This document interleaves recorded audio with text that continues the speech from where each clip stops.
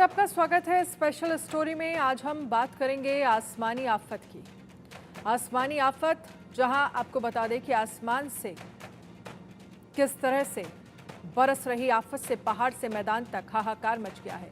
पहाड़ पर जहां भारी बारिश से नदी नाले उफान पर हैं, वहीं मैदानी इलाकों में तेज बारिश से जगह जगह जलभराव के हालात बन गए हैं। खासकर शहरी इलाकों में सड़कों पर वाटर लॉगिंग होने से लोगों की परेशानी बढ़ गई है। दिल्ली एनसीआर में भारी बारिश के बाद जगह जगह जलभराव देखा जा रहा है, जिससे सड़कों पर कई किलोमीटर का लंबा जाम लग गया है। गुरुग्राम में भी सड़कें दरिया में तब्दील हो गई हैं। सड़कों पर जलभराव से ट्रैफिक व्यवस्था पूरी तरह से चरमरा गई है। पंजाब हरियाणा में भी भारी बारिश से लोगों की मुसीबत बढ़ गई है। चंडीगढ़, अंबाला, जालंधर समेत कई शहरों में मानसूनी बारिश लोगों के लिए मुसीबत लेकर आई है। यूपी के प्रयागराज समेत कई इलाकों में भी भारी बारिश से लोगों की परेशानी बढ़ गई है। प्रयागराज में गंगा का जलस्तर खतरे के निशान के ऊपर आने से निचले इलाकों में पानी भर गया है। निचले इलाकों में लोगों के घरों और दुकानों में पानी भर गया है। हिमाचल प्रदेश के किन्नौर और सिरमौर में भी आसमान से बरस रहा सैलाब लोगों के लिए मुसीबत बन गया है। यहाँ से बहने वाली नदियाँ पूरे उफान पर हैं। हिमाचल के किन्नौर जिले में बसपा नदी का रौद्र रूप देखा जा रहा है। भारी बारिश से राष्ट्रीय राजमार्ग 5 पर असर देखा जा रहा है। तेज बारिश के चलते कई जगहों पर राजमार्ग प्रभावित हुआ है। वहीं हिमाचल के सिरमौर में मार्कंडेय नदी पूरे उफान पर है। यहाँ नदी के साथ बना हनुमान मंदिर पर सैलाब के साथ बह गया। वहीं पंजाब के जीरकपुर में भारी बारिश से लोगों के घरों में पानी घुस गया है। तो इस तरह की स्थितियां जो हैं वो तमाम राज्यों में बनी हुई हैं। दिल्ली एनसीआर में लगातार बारिश हो रही है, जिसके बाद कई क्षेत्र में जलभराव की स्थिति उत्पन्न हो गई है। सड़कों पर ट्रैफिक व्यवस्था कंट्रोल से बाहर हो गई है। हमारे सहयोगी आदित्य कुमार की रिपोर्ट देखिए। बीते एक हफ्ते से दिल्ली एनसीआर में लगातार बारिश हो रही है। बारिश की वजह से कई जगहों पर जलभराव की स्थिति उत्पन्न हो गई है। मैं अभी मौजूद हूँ रन्हौला इलाके में और ये देखेंगे कि जलभराव की वजह से जो स्थिति है वो किस तरीके की है। ये एक ऐसा इलाका है जो मेन सड़क से सटा हुआ इलाका है और ये पूरा का जो पूरा एरिया है वो जलभराव की वजह से लोग जो है परेशान। ये देखेंगे ये इधर जो है वो परेशान है लोग और इधर पूरा का पूरा रिहायशी इलाका है। रिहायशी इलाके में जाने के लिए रास्ता जो है वो बंद है। साथ ही और इधर आप देखेंगे कि जो पूरा का पूरा जो रोड है वो जलभराव की वजह से और सड़कों पे पानी भरने के बाद जो है स्थिति ऐसी हो गई है कि पूरा का पूरा रास्ता जो है वो ब्लॉक हो गया है और पूरा इलाका ट्रैफिक से भरा हुआ है। जबकि ये सड़क जो है बहुत ही महत्वपूर्ण सड़क है, नजफगढ़ इसको रोड कहते हैं। और ये पूरा का पूरा इलाका जो है देखेंगे कि बारिश के बाद से ये स्थिति हो गई है कि लोगों का निकलना दुश्वार हो गया है। यहाँ से आगे कहीं निकलना मुश्किल हो गया। पूरा जो रोड है वो ट्रैफिक से भरा हुआ। मैं आपको और भी आगे से दिखाता हूँ कि किस तरीके की स्थिति है कि बारिश के बाद हर बार यहाँ पर यही स्थिति उत्पन्न होती है जब लोग सड़कों पे रेंगते दिखाई देते हैं। जो वाहन है वो रेंगता हुआ दिखाई देता है और व्यवस्था जस की तस बनी हुई है। कैमरामैन प्रमोद दास के साथ में मैं आदित्य कुमार, इंडिया न्यूज़, दिल्ली। और अब बात करेंगे, तमाम संवाददाता हमारे साथ जुड़ गए हैं। अमित श्रीवास्तव प्रयागराज से जुड़ गए हैं, आदित्य कुमार दिल्ली से, अनुराग शर्मा सोलन से हमारे साथ लाइव जुड़ गए हैं। आदित्य, सबसे पहले मैं आपके पास आना चाहूँगी। आपकी रिपोर्ट तो हमने देखी ही, लेकिन ज़रा तस्वीरें दिखाइए और बताइए कि किस तरह के हालात इस वक्त दिल्ली में बने हुए हैं। क्या अभी भी बारिश हो रही है और अगर कुछ देर तक ये बारिश चली तो फिर शाम तक स्थितियाँ ख़राब हो सकती हैं? क्योंकि थोड़ी बारिश में ये स्थिति होती है कि दिल्ली की तमाम जगहों पर जल जमाव हो जाता है, जिससे घंटों लोगों को ट्रैफिक में फंसना पड़ता है।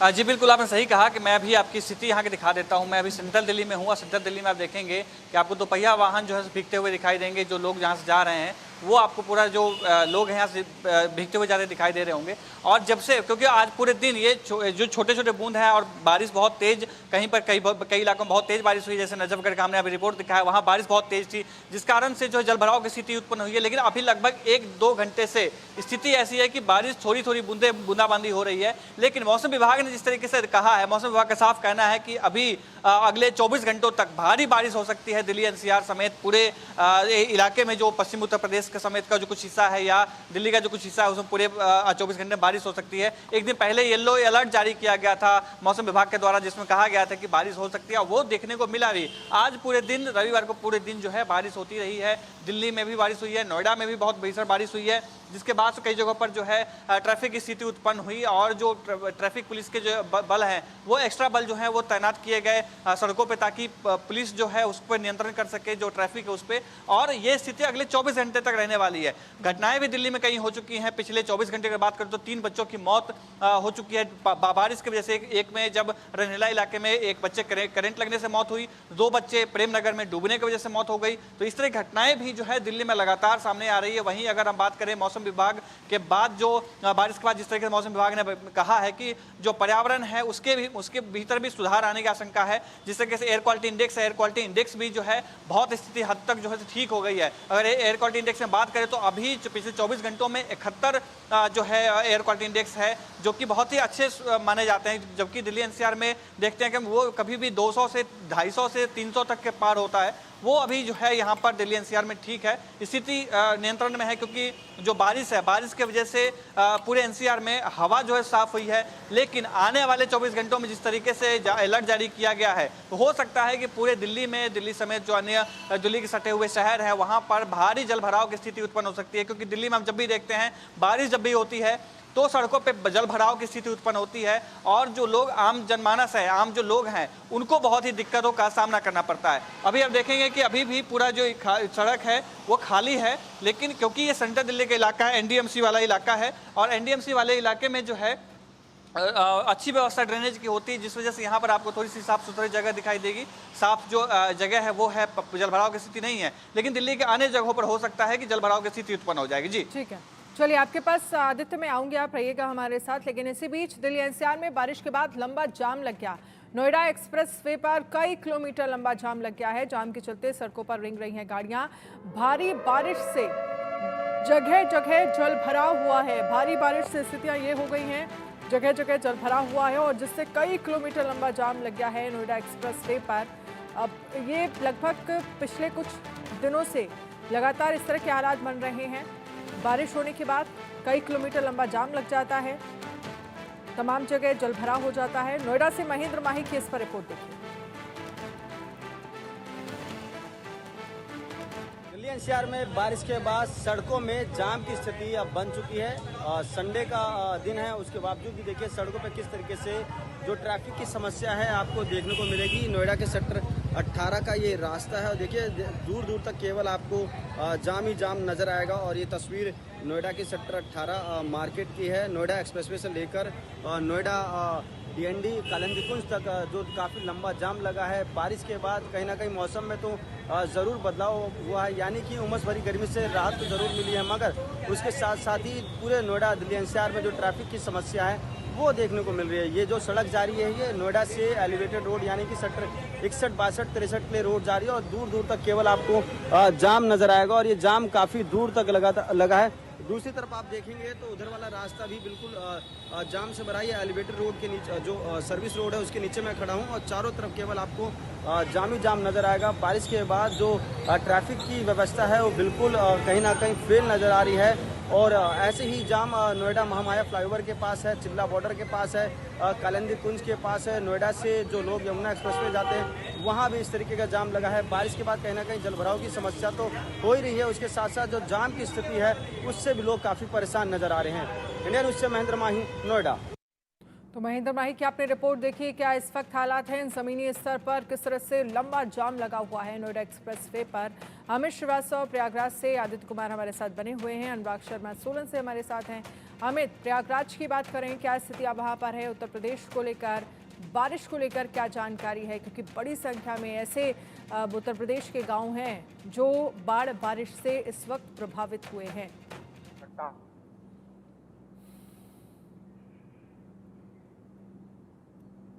अमित, आपको आवाज आ रही है?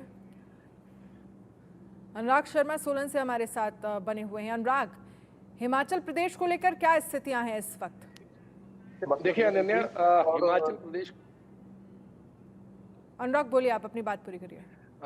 अनन्या, हिमाचल प्रदेश में जैसे धीरे धीरे जो था मानसून ने रफ्तार पकड़ी थी और अब जो है वो फुल ब्लूम पे अगर आप बोले तो बिल्कुल पूरी रफ्तार पकड़ चुका है और थमने का अब नाम नहीं ले रहा है। पूरे प्रदेश में बारिश का इतना जबरदस्त कहर है कि अधिकतर हिस्सों में जो है कई दिनों से लगातार बारिश हो रही थी, परंतु अगर आप जो स्थितियां देख रहे हैं पिछले 24 घंटों से लगातार हिमाचल के लगभग 10 जिलों में लगातार बारिश हो रही है। पिछले अगले आने वाले 6 दिन जो है मौसम विभाग ने ये कहा है कि अगले 6 दिन जो है वो येलो अलर्ट रहेगा।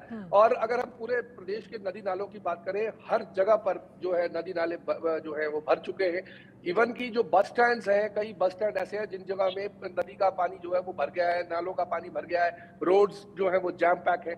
उसी तरह से अगर हम बात करें शिमला, सोलन, कांगड़ा, मंडी और सिरमौर, ये इनमें सबसे ज्यादा प्रभावित जो है वो बारिश जो है पिछले 24 घंटों में लगातार हो रही है। किन्नौर की अगर हम बात करेंगे अनन्या, तो किन्नौर का खाप जो था वहां पर बादल फटा था, जिसकी बादल फटने की वजह से बहुत तबाही जो है वो हुई है। और मंडी की बात करें, मंडी का जो 5 मील, 9 मील और 7 मील वाला जो एरिया है वो पूरा जैम पैक है, बंद पड़ा है। हालांकि अच्छी बात यह है कि सैलानी का रुख जो है वो हिमाचल की ओर अब कम है, उसकी वजह से थोड़ा सा अभी कंजेशन, जो रोड का कंजेशन है वो कम है, परंतु रोड पूरी तरह से ब्लॉक है।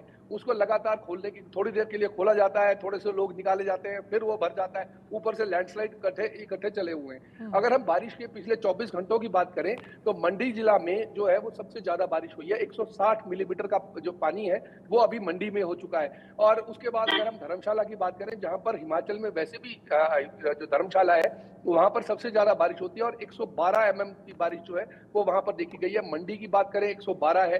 कंडा घाट सोलन का, जो हमारा सोलन का जिस जगह में मैं खड़ा हूं, यहाँ पर 80 mm के करीब की बारिश हुई है। पालमपुर में जो है 78 mm की बारिश हुई है। पिछले 24 घंटों में लगातार बारिश चल रही है अनन्या। अभी अगर आप बादल देख रहे होंगे पीछे, अभी भी बादल मौसम पीछे दिख रहा है कि अभी भी थोड़ी देर के लिए रुकी है।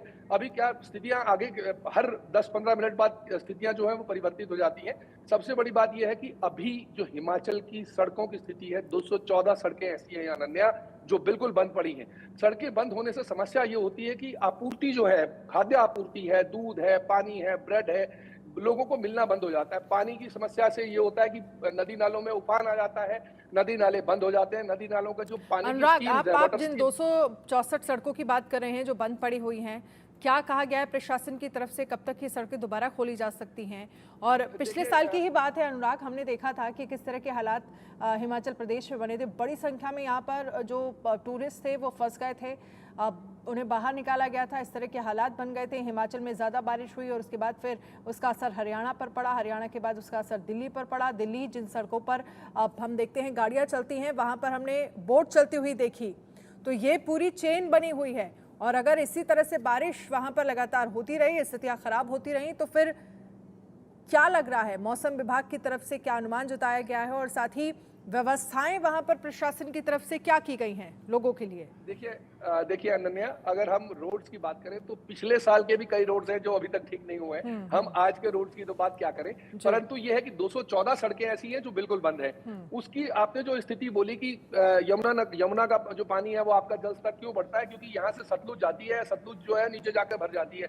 आपने हथनी बैराज कुंड देखा होगा, वो भी बंद हो जाता है। उसकी वजह से आगे जो स्थितियां हैं वो बहुत ज्यादा भयानक हो जाती है। उसका केवल और केवल कारण क्या है कि जितना भी सतलुज आती है, आपके पार्वती आती है, वो सारा गोविंद सागर में आता है। गोविंद सागर पूरी तरह से लबालब भर चुका है। आपने देखा होगा मंडी की स्थिति भी सेम वैसी है।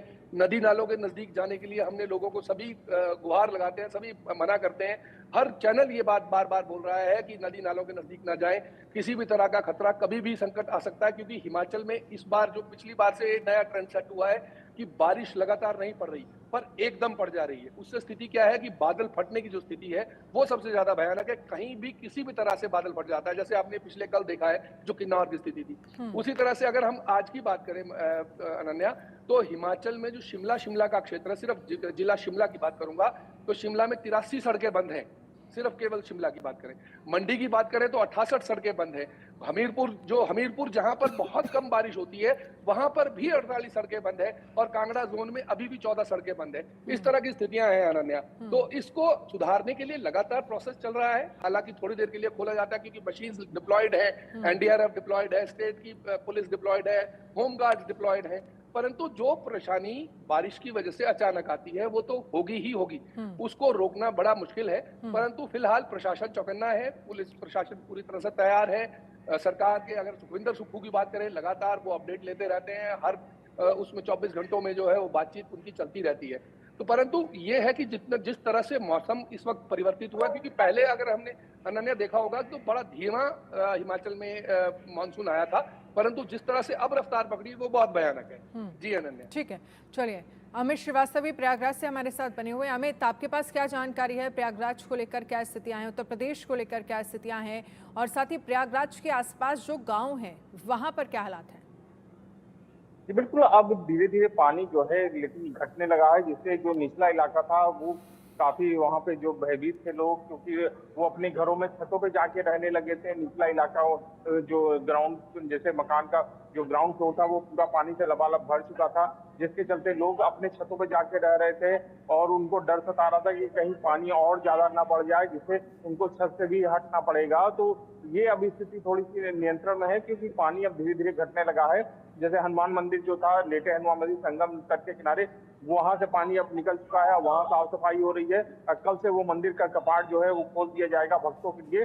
तो जो अब थोड़ी सी राहत भरी है, लेकिन अभी ये नहीं कह सकते हैं ये राहत अभी वापस आ सकती है, फिर से आफत आ सकती है, क्योंकि लगातार जो बाहर से जो पानी है, उत्तराखंड हो या मध्य प्रदेश हो या तमाम और जो स्टेट्स है, वहां से जो पानी आता है वो उसके चलते जो है यहाँ पे प्रयागराज की स्थिति बदतर हो जाती है। उसके बाद चाहे वो बनारस हो, चाहे उसके बाद चंदौली, जैसे तमाम जो जिले जो गंगा नदी, यमुना नदी से जो सटे हुए जो जितने भी एरियाज आते हैं, वहाँ पे भी उसका बाढ़ का जो खतरा है, उसके चलते जो जैसे 80 घाट है इसे और वहाँ पे जो जितने भी घाट है वो सभी संपर्क टूट जाता है। यहाँ पे प्रयागराज में बात की जाए, जैसे शमशान घाट था, वहाँ पे लोग सड़कों पे आके दाह संस्कार कर रहे थे, वैसे 80 घाट पे भी, 80 घाट के पास वहाँ पे भी है, वहाँ पे भी लोग जाके छतों पे दाह संस्कार शुरू कर दिए थे। इस तरह की तमाम जो समस्याएं थी वो बढ़ने लगी थी, लेकिन अब जो पानी घटने लगा है जिससे थोड़ी सी राहत है। लेकिन अगर फिर से पानी अगर छोड़ा गया और ज्यादा पानी प्रयागराज में फिर से आया तो फिर हालात जो है बद से बदतर हो सकते हैं। तो इसको लेके एनडीआरएफ और एसडीआरएफ की जो टीम है वो लगातार यहाँ पे कॉम्बिंग कर रही है और ये निगरानी कर रही है कि अगर कोई भी स्थिति इस तरह की बनती है तो तुरंत वहाँ पे काबू करने के लिए, वहाँ पे रेस्क्यू करने के लिए भी वहां पे टीमें लगा दी गई कि उनको तुरंत रेस्क्यू करके उनको सुरक्षित स्थानों पे पहुंचाया जाए, क्योंकि 5 फीट, 6 फीट, 7 फीट तक पानी घरों के अंदर भर चुका था, जिससे लोगों का जीना जो है वो दिक्कत हो रहा था। क्योंकि कछारी इलाका है, जो कई ऐसे गांव थे उसके संपर्क टूट गया था, वहां पे रोडें जो थी वो सभी बंद हो गई थी प्रयागराज की, तो उससे काफी समस्याएं लोगों को देखनी पड़ी। लेकिन अब जो है थोड़ी राहत भरी है, क्योंकि बारिश भी पिछले 24 घंटे से बंद है और जिसके चलते जो है अब लोगों का जीवन जो है थोड़ा सामान्य होना शुरू हो गया। लेकिन अभी ये नहीं कह सकते कि ये स्थिति अभी ऐसी ही रहेगी, आगे भी बढ़ सकती है, क्योंकि अमूमन पहले भी देखा गया है कि पानी फिर से दोबारा जब छोड़ा जाता है तो फिर से बाढ़ वापस आ जाती है, जिसके चलते जो है गंगा तट के किनारे या यमुना तट के किनारे जो है। अमित, आप हमारे साथ, आप सभी हमारे साथ रहिएगा, आगे इस पर हम अपडेट लेंगे, लेकिन एक बार जरा तस्वीरें हमारे दर्शकों को दिखाते हैं कि किस तरह के हालात जो हैं वो देश भर के तमाम राज्यों में बाढ़ बारिश की वजह से बने हुए हैं। सबसे पहले आपको तस्वीरें हम अंबाला की दिखाते हैं, जहां पर वाटर लॉगिंग हुई है।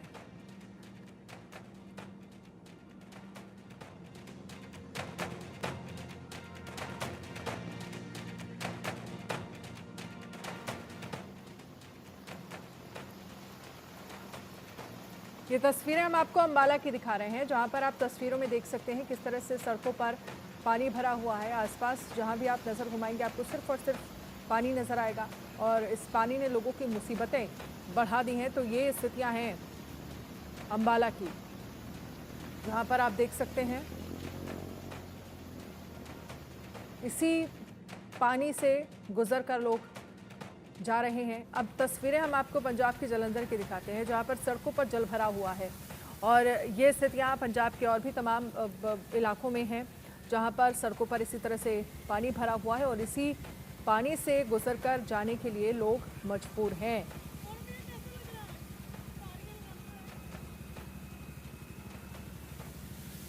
जालंधर में भारी जल भराव। अब जरा तस्वीरें आपको जीरकपुर की दिखाते हैं, जीरकपुर की तस्वीरें देखिए जरा। ये देखिए, ये जीरकपुर है, जीरकपुर में आप देख सकते हैं चंडीगढ़ से सटा हुआ इलाका है जीरकपुर, और यहाँ पर लोगों के घरों में आप देखिए पानी घुस गया है। लोग अपने ग्राउंड फ्लोर को छोड़ चुके हैं और लगभग फर्स्ट फ्लोर पे शिफ्ट हो गए हैं, क्योंकि जिस तरह के हालात हैं आधी आधी गाड़ियाँ डूब गई हैं। ये जीरकपुर की तस्वीरें हैं, पंजाब के जीरकपुर, जो कि चंडीगढ़ से सटा हुआ इलाका कहा जाता है। अब आपको चंडीगढ़ की तस्वीरें दिखाते हैं। चंडीगढ़ के हाल ज़रा देखिए, चंडीगढ़ में क्या हालात हैं। ये चंडीगढ़ की स्थितियां हैं, जो जिसको लेकर कहा जाता है कि ऐसा शहर जो प्रॉपर डेवलप करके प्लानिंग के साथ बनाया गया। वहाँ के ड्रेनेज सिस्टम की स्थिति ज़रा समझिए, कैसे सड़कों पर पानी भरा हुआ है, कैसे इसी पानी से गुजर कर जाने के लिए लोग मजबूर हैं। और ये बारिश में लगभग हर साल हालात होते हैं। अब सवाल ये है कि अगर इस तरह की स्थितियां हर साल होती हैं तो फिर प्रशासन की तरफ से मानसून को लेकर पहले से क्या तैयारी की जाती है, और अगर तैयारियों की तमाम दावे किए जाते हैं तो फिर इस तरह के हालात क्यों बनते हैं। अब ज़रा हिमाचल की तस्वीरें देखिए। मार्कंडेय नदी किस तरह से उफान पर है, जो अपने साथ सब कुछ बहा ले जाने को आमदा है। इन तस्वीरों के जरिए आप अंदाज़ा लगाइए, मार्कंडेय नदी है ये हिमाचल प्रदेश की, जो कितनी स्पीड के साथ इसका बहाव आप देख सकते हैं, क्योंकि लगातार बारिश होने की वजह से ऊपर से पानी जब नीचे आता है तो नदी नाले लगभग सभी उफान पर हैं। और इस तरह के हालात जो हैं, इस तरह की तस्वीर जो है वो नदियों से सामने निकल कर आ रही है। अब हिमाचल के किन्नौर की तस्वीरें ज़रा देखिए। किन्नौर में भारी बारिश, बसपा नदी का रौद्र रूप देखिए। और ये नदी जो अपने साथ सब कुछ बहा ले जाने के लिए आमदा है, और इस नदी के ज़रिए आप अंदाज़ा लगाइए कि वहाँ पर किस तरह के हालात जो हैं वो बनते हुए दिख रहे हैं। ये बसपा नदी की तस्वीरें हैं जहाँ पर रौद्र रूप धारण किया हुआ है इस बसपा नदी ने। और किन्नौर में भारी बारिश और किस तरह से बसपा नदी जिसके रौद्र रूप के आगे सब कुछ बेदम नजर आ रहा है। अब जरा हरिद्वार की तस्वीरें देखिए। देखिए यहाँ पर जो पानी का स्तर है वो आपको बता दें कि डेंजर लाइन से ऊपर यहाँ पर नदी बह रही है। गंगा नदी खतरे के निशान से ऊपर बह रही है। ये स्थितियाँ हैं हरिद्वार की। उफान पर है गंगा नदी। निचले इलाके जो हैं वहाँ पर लोगों को अपने घरों को छोड़कर जाने के लिए कहा गया है, दूसरे स्थानों पर शिफ्ट किया गया है, क्योंकि जो निचले इलाके हैं वहाँ इस वजह से स्थितियाँ और ज़्यादा ख़राब हैं।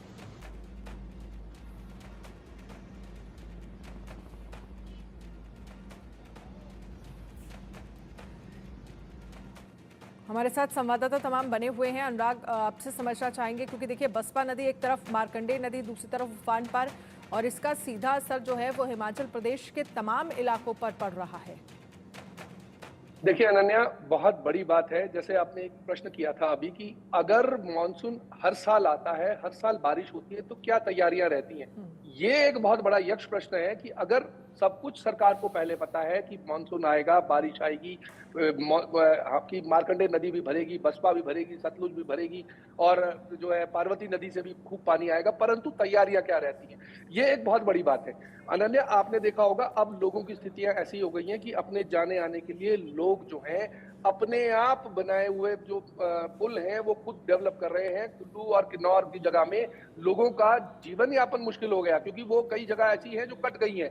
नदी बीच में है, दूसरी तरफ सड़क है, इस तरफ को लोग रहते हैं। ऐसी सेम स्थिति अगर आपने देखा होगा मनाली के पास स्थिति आई, ऐसी ही रामपुर के पास जो पहले बाढ़ आई थी, वहां पर लोगों ने अपने आप जो है वो पुल बनाया। सरकार इंतजार कर रही है। बहुत से आपने देखा होगा, जैसे अभी रौद्र रूप हमने मंडी में देखा था, या कांगड़ा में देखा था, या कुल्लू में देखा।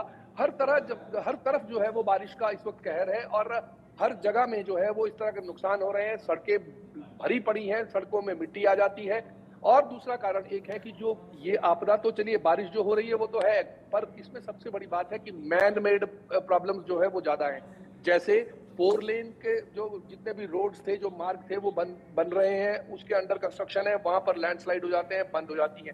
5 मील, 7 मील और 9 मील जो मंडी से कुल्लू को जाती है रोड, वो हमेशा बंद रहती है। अगर आपने देखा होगा लगभग साल में 8 से 9 महीने वो हमेशा जो है वो जैम पैक रहती है। कुछ ना कुछ समस्या जो है मनाली में जाने वाले लोगों को रहती है। इस तरह की समस्याएं हैं जिसके लिए आम आदमी को भी सोचना चाहिए, और सरकार को भी इसके ऊपर कड़े रुख अपनाने चाहिए कि किस तरह से जो है उन डेवलपमेंट्स को उसी दौरान में करें, ताकि बारिश के समय इस तरह की स्थितियां उत्पन्न ना हो। शुक्रिया अनुराग, तमाम जानकारी के लिए। अमित, आपका भी बहुत बहुत शुक्रिया। हमारे साथ आदित्य कुमार जुड़े इस पर ज्यादा जानकारी के लिए, आपको भी शुक्रिया।